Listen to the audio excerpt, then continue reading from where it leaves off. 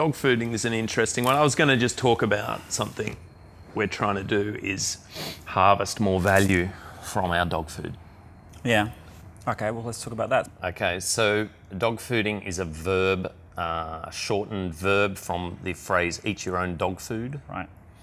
I think Sounds most tasty. people are, yeah, exactly. Most people are probably familiar with that term, but yeah, we're very fortunate in that we are writing software for ourselves as our first customer. Right. So You're we a can use software it. team. You need Exactly. software. So very easily. I mean, if we were writing insurance brokerage software, then I don't I've think done that. you've done that. Yeah.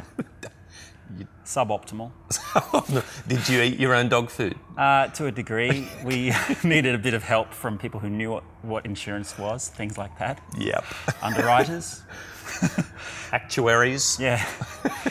So dog fooding provides value. Mm-hmm. It gives you feedback from within the team, within the sub-teams, to the people who wrote this feature that it's not working in this particular scenario that this other team needs to use it for. Mm-hmm. And also outside the team, which I guess was also known as cat fooding, right, where the other teams or the rest of the company will be using, or other people who are sort of friendly, and you'll get feedback from them.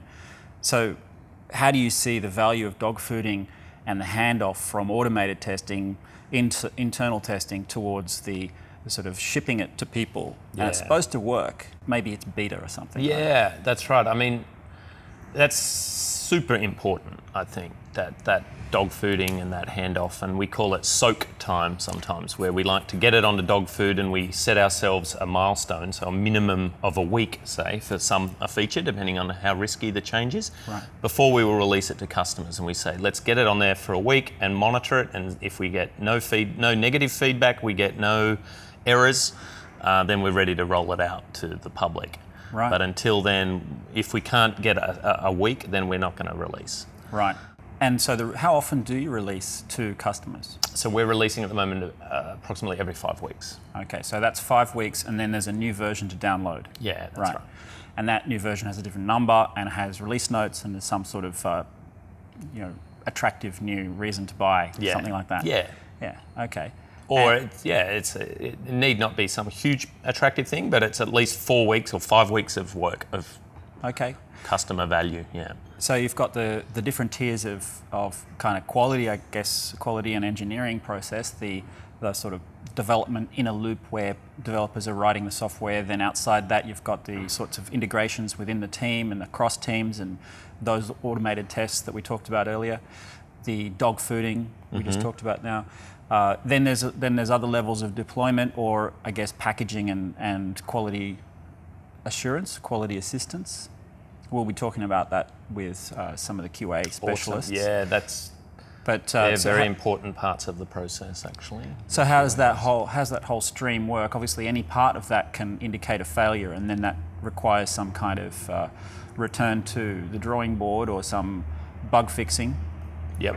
How do you see the role of each of those tiers connecting? So, how would another team follow that same example? How should software teams consider each of these categories and then invest different amounts in each of those categories?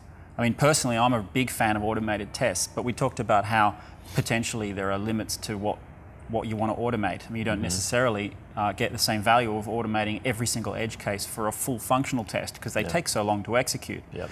And then dog fooding, it's great, but you don't want to just throw it straight out of the IDE onto people's plates and make them eat it. Yep. Look, I think suck it and see. Yeah. Thanks for watching Atlassian Tech TV. Subscribe right now to catch our regular episodes, including the full interview from which this excerpt was taken. Don't forget to follow us on Twitter and check out our blog at developer.atlassian.com.